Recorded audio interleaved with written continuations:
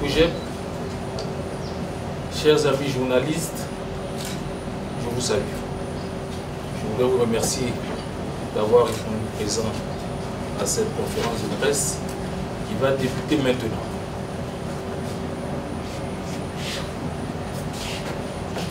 Mesdames et messieurs les journalistes,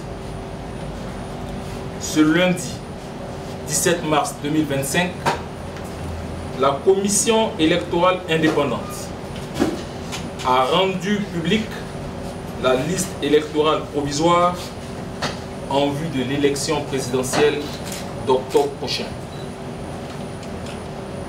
Dans l'attente des résultats de l'examen approfondi de cette liste électorale provisoire par le comité électoral du COJEP, de nombreux témoignages font état d'irrégularités flagrantes, telles des lieux de vote différents des centres d'enrôlement, ou encore des personnes décédées dont les noms figurent sur la liste électorale dans des circonscriptions où elles n'avaient jamais vécu, des personnes non enrôlées qui figurent sur la liste, tandis que d'autres, régulièrement enrôlées, n'y figurent pas. C'est le cas du président Charles Bégoudé, qui, bien que régulièrement enrôlé le 12 novembre 2024 à Guibérois, ne figure pas sur la dite liste.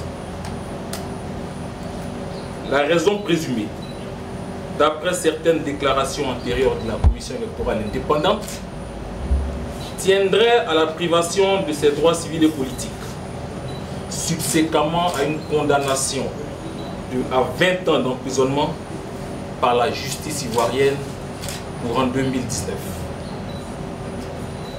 Il s'agit là d'une tentative d'exclusion du président Charles Bégoudé de la course à l'élection présidentielle de 2025.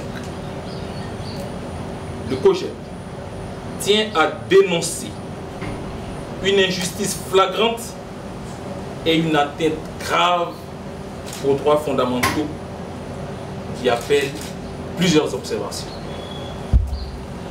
Première observation, la condamnation judiciaire à 20 ans d'emprisonnement qui constituerait le fondement de cette exclusion est une violation flagrante d'un principe fondamental et universel de droit selon lequel nul ne peut être puni deux fois pour le même fait. Lequel principe d'ailleurs est repris par les instruments internationaux auxquels la Côte d'Ivoire a souscrit, dont le statut de Rome et les dispositions du Code pénal ivoirien. C'est dire qu'en poursuivant et en condamnant M. Charles Bégoudé en Côte d'Ivoire, après son acquittement à la Cour pénale internationale pour les mêmes faits liés à la crise post-électorale de 2011, les autorités ivoiriennes ont délibérément piétiné ce principe sacro-saint et exposé la justice ivoirienne à un discrédit sans précédent. C'est bien le gouvernement ivoirien qui, estimant ne pas être en mesure de garantir un procès équitable à M. Charles Bégoudé en Côte d'Ivoire, l'a transféré à la Cour pénale internationale, où il est jugé. Mais curieusement, c'est encore le même gouvernement ivoirien qui a organisé un procès en Côte d'Ivoire pour juger M. Charles Bégoudé pour les faits pour lesquels il venait d'être acquitté par la Cour pénale internationale. Malgré la vérité judiciairement rétablie, malgré la justice rendue, malgré cet acquittement prononcé par la Cour pénale internationale, le pouvoir d'Abidjan a décidé de le juger à nouveau pour les mêmes faits, comme si son innocence n'avait jamais existé, comme si ce procès à la Cour pénale internationale n'avait jamais existé, comme si ces années de prison n'avaient jamais été endurées. Deuxième observation. Il me plaît de rappeler qu'au surplus, M. Charles Bégoudé a été condamné par contumace. Je ne vous l'apprends pas, une condamnation par contumace signifie qu'une personne est jugée en son absence sans excuse valable, sans justification valable. Mais comment prétendre que l'absence de M. Charles Blé Goudé n'était pas valable? M. Charles Blé Goudé était-il introuvable? Était-il en fuite? Ignorait-on où il se trouvait? Assurément non. Assurément non. Puisque non seulement ce sont les autorités ivoiriennes qui ont pris la décision de le transférer à la Cour pénale internationale, où il était détenu, mais en outre, son procès était de notoriété publique, relayé dans tous les médias et bien suivi en Côte d'Ivoire. M. Charles Blé Goudé n'était pas à la Cour pénale internationale de son plein gré, mais pour y subir un procès comme l'ont souhaité les autorités ivoiriennes.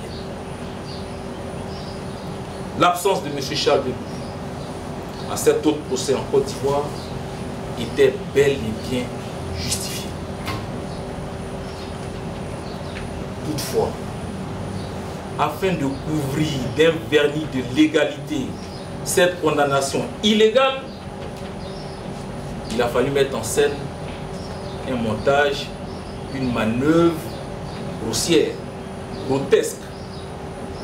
En effet, alors qu'il était retenu à la Cour pénale internationale, à La Haye, pour son procès à la Cour pénale internationale, le commissaire de justice envoyé, notifié la citation à comparaître à M. Charles Blé Goudé, s'est rendu à Yopougon,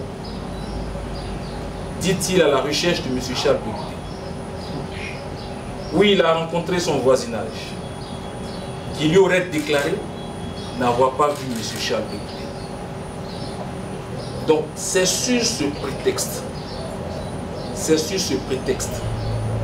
que la justice ivoirienne a condamné M. Charles Blé Goudé par contumace. C'est sur la base de ce montage qui n'honore pas ses auteurs que la justice ivoirienne a condamné M. Charles Blé Goudé. Cette contorsion judiciaire, digne des trapézistes, soulève plusieurs interrogations. Si un acquittement rendu par une juridiction internationale ne protège pas un citoyen ivoirien d'une seconde condamnation pour le même fait, que reste-t-il du respect du droit en Côte d'Ivoire? Pourquoi la justice ivoirienne s'est-elle autorisée à contourner un principe aussi fondamental? Qui tire profit de cette instrumentalisation judiciaire et à quelle fin? La réponse à cette question est évidente. Cette décision judiciaire avait pour unique objectif d'écarter un adversaire politique dans l'optique de se soustraire à une compétition ouverte et transparente. La justice, dont la mission est de protéger les citoyens contre l'arbitraire, s'est ainsi transformée en un instrument de persécution. Le président Charles Blé Goudé n'a pas été jugé par les juridictions ivoiriennes pour des crimes. Non. Il a été plutôt jugé et condamné pour le museler, pour l'empêcher de participer pleinement à la vie politique. Chers amis, cette tendance qui consiste à empêcher systématiquement des leaders d'opposition d'être candidats donne le sentiment que le régime en place veut se choisir ses adversaires. Cette attitude crée un sentiment d'injustice et d'exclusion chez une partie de la population qui se reconnaît en ses leaders écartés. Cela alimente les rancœurs, polarise la société et renforce les tensions entre les différentes sensibilités politiques et partant entre les populations. L'histoire nous a pourtant enseigné que des élections biaisées peuvent conduire à des affrontements, à des violences et parfois même à des conflits ouverts. Face à cette exclusion injuste du président Charles Blé Goudé du processus électoral, nous prenons la nation à témoin et interpellons la communauté internationale. À l'opinion nationale et internationale, pour qu'elle prenne toute la mesure de cette violation des principes démocratiques et des risques qu'elle fait peser sur la paix et la stabilité de notre pays. À la communauté internationale, pour qu'elle se saisisse de cette situation et exige des autorités ivoiriennes le respect des droits fondamentaux et de l'état de droit, notamment la mise en œuvre des recommandations faites à la Côte d'Ivoire au cours de l'examen périodique universel de novembre 2024 tenu à la Commission des droits de l'homme de l'ONU à Genève, qui invitait le gouvernement ivoirien à créer les conditions d'un dialogue pour des élections libres, ouvertes et transparentes. À la société civile et aux forces politiques engagées pour la démocratie, afin qu'elles s'unissent pour défendre un processus électoral inclusif et transparent. À nos guides religieux et autorités coutumières, pour qu'ils s'investissent dès maintenant et de façon préventive dans la recherche de solutions apaisées et consensuelles. Nous appelons également les autorités ivoiriennes à la responsabilité pour qu'elles comprennent qu'en refusant l'injustice et l'exclusion aujourd'hui, elles préservent la paix de demain. Les Ivoiriens veulent définitivement et résolument fermer ce cycle de violence électorale auquel la Côte d'Ivoire semble s'être abonnée depuis près de 3 décennies. Aussi, nous rappelons au pouvoir en place, nous rappelons au RHDP qu'il a longtemps crié à l'exclusion du président Ouattara. La sagesse recommande de ne pas pratiquer une injustice dont on prétend avoir été victime. Pour notre part, le COJEP a mandaté M. Jouraga, vice-président en charge des affaires juridiques et avocat du parti, à exercer tous les recours et autres voies de droit afin d'obtenir l'inscription du nom du président Charles Bégoudé sur la liste électorale en vue de sa participation effective à l'élection présidentielle prochaine. En outre, nous invitons l'ensemble des Ivoiriens à se mobiliser massivement afin de vérifier leur inscription sur la liste électorale en vue d'exercer, le cas échéant, les recours idoines. C'est également le lieu de saluer le sens de la retenue des militants et sympathisants du COJEP, en dépit de la gravité de la situation. Nous leur demandons de rester attentifs au mot d'ordre de la direction du parti, selon l'évolution de la situation. Car cette injustice est inacceptable. Chers camarades, notre objectif commun demeure le même. 2025, c'est pour nous. Mesdames et messieurs, ce qui se joue actuellement va au-delà de la seule personne du président Charles Bégoudé.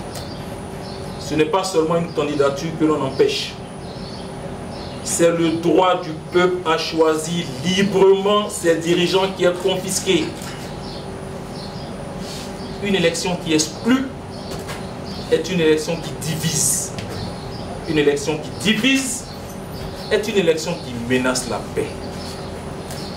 Nous refusons de voir notre pays replonger dans l'incertitude et les crises. Nous refusons que la Côte d'Ivoire soit prise en otage par des calculs politiciens. La Côte d'Ivoire mérite des élections justes et ouvertes à tous. Nous lançons donc cet appel. Rétablissez les droits du président Charles Bégoudé. Réintégrez-le sur la liste électorale afin de lui permettre de participer à l'élection présidentielle de 2025. Vive la démocratie. Que Dieu bénisse la Côte d'Ivoire. Je vous remercie.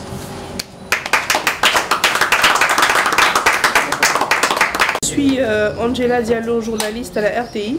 Donc j'aimerais poser ma question concernant l'alliance.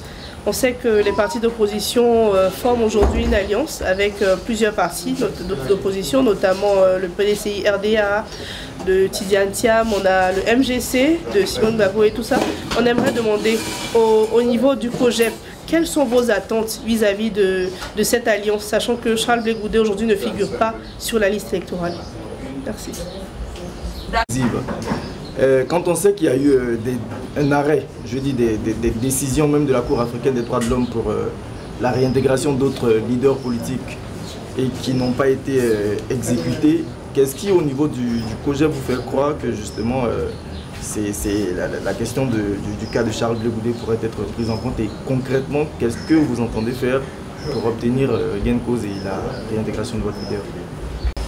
La première question est relative à la CAP. C'est bien cela, Madame Diallo. Elle est relative à la CAP. Alors, vous nous demandez quelle est notre position relativement, qu'est-ce qu'on attend de la CAP. Je crois qu'au jour de la signature de la charte de la CAP, tous les initiateurs, avec à leur tête le coordinateur, Madame la porte-parole, ont exposé les missions qui étaient assignées à cette coalition. Il s'agit, comme il a été dit, de créer les conditions des élections apaisées, inclusives, transparentes, créer les conditions favorables que nous puissions aller à des élections dans des conditions plus sereines. C'est ça l'objectif de la CAP. Et je pense que ce qui se passe aujourd'hui, l'exclusion du président Charles Blé de la liste électorale, ne contredit en rien les objectifs de la CAP. Donc à ce niveau, il n'y a pas de problème. La CAP continuera, la coalition continuera sa mission et le COJEP continuera de se battre pour la réintégration du président Charles Blé Goudé sur la liste électorale, que nous dénonçons et que nous allons continuer de dénoncer et pour laquelle nous allons mettre toutes les armes de notre côté pour pouvoir y parvenir. Ça je comprends parfaitement, mais je demande au cas où ce n'est pas fait. Si jamais, à l'issue de cette procédure, Charles Blé Goudé, par exemple, n'est pas réinscrit sur la liste électorale, est-ce que vous allez accompagner ces partis d'opposition qui forment cette coalition, ou bien est-ce que vous allez peut-être continuer de... Mais on n'en est pas encore là. Je pense qu'aujourd'hui, nous sommes à 7 mois des élections.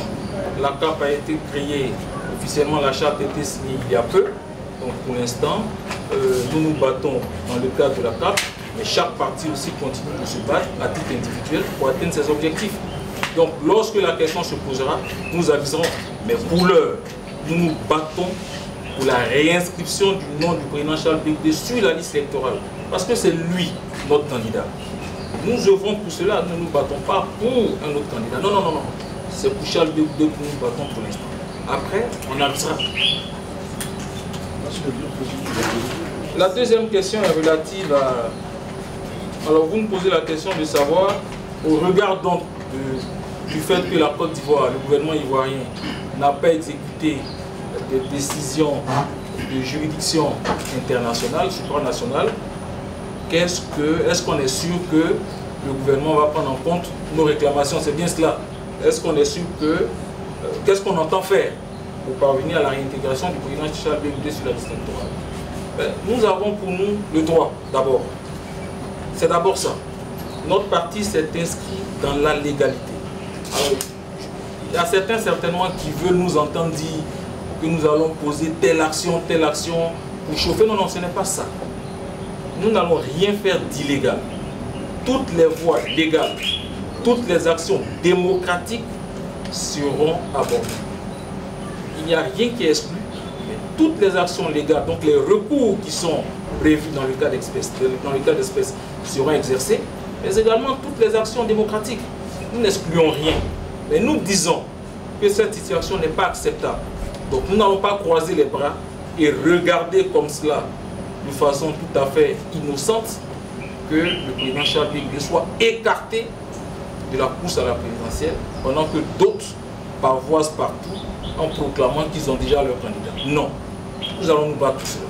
Nous ne sommes pas là pour accompagner les autres. Il faut qu'ils le sachent. Nous allons nous battre pour la réinscription du président Charles Blé Goudé sur la liste électorale. Avec les armes que nous avons, légales et démocratiques. Il faut le savoir.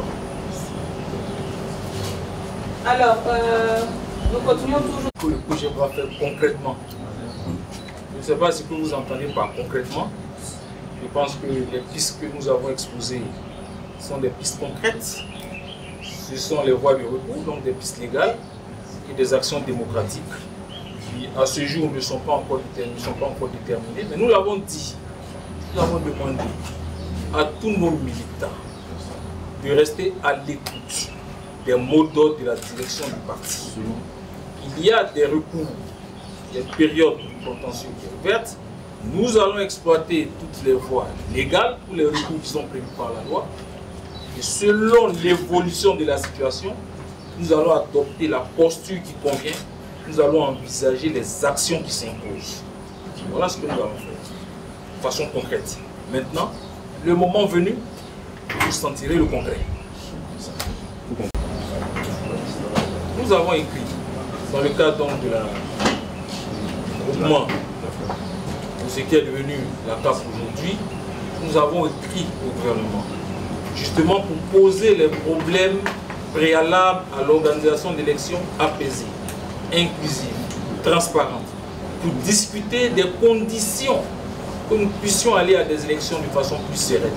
Nous avons écrit au gouvernement. Et donc tous ces problèmes-là, dans le cadre du dialogue auquel nous appelons, seront posés. Les problèmes de l'inclusivité, les problèmes des obstacles artificiels à la candidature de certains candidats, tous ces problèmes vont être posés. Il appartient maintenant au gouvernement, à qui nous avons tendu la main, de saisir cette main. Nous appelons le gouvernement à la discussion. Il faut maintenant que le gouvernement réponde.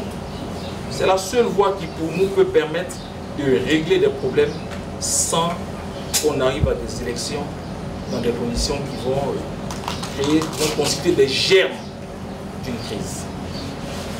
Nous avons, après donc cette décision, après la publication de la liste il y a 2 jours, le sentiment général qui se dégage, auquel que nous avons reçu des Ivoiriens, c'est de la déception.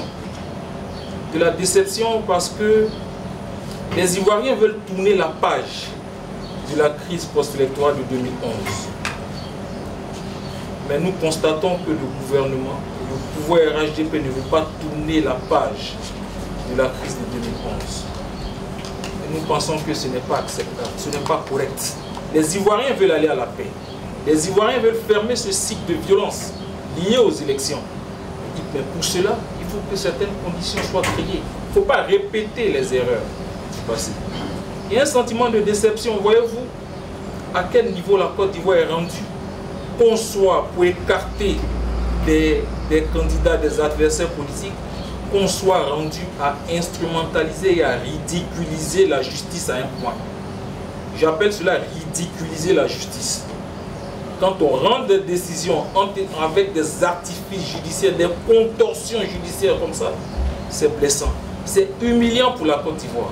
Envoyer un commissaire de justice à Yopougon pour aller chercher Charles Deboudé alors qu'il est à La Haye, c'est humiliant pour la justice de Côte d'Ivoire.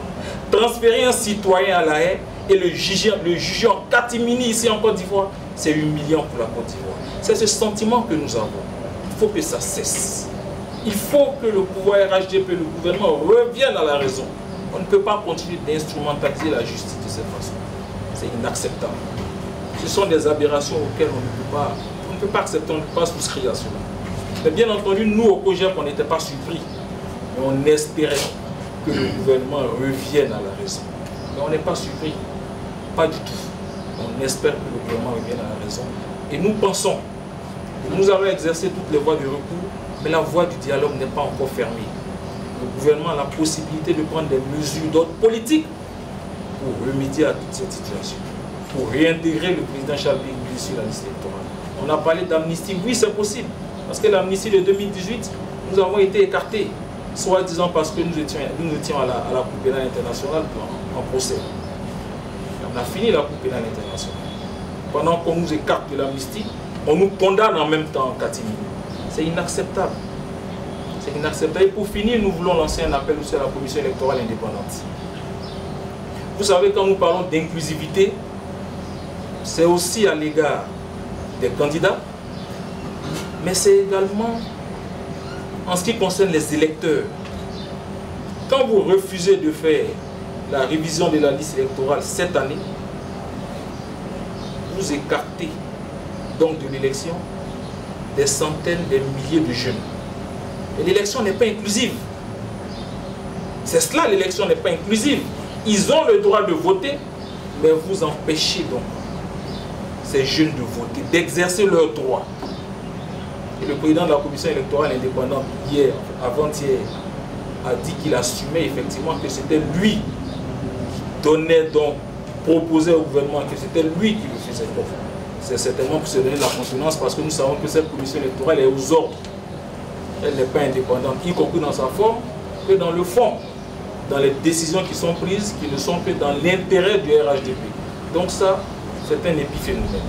Mais nous appelons la commission électorale à beaucoup plus de responsabilités et à permettre l'inclusivité à tous les niveaux, aussi bien au niveau des candidats qu'au niveau des électeurs.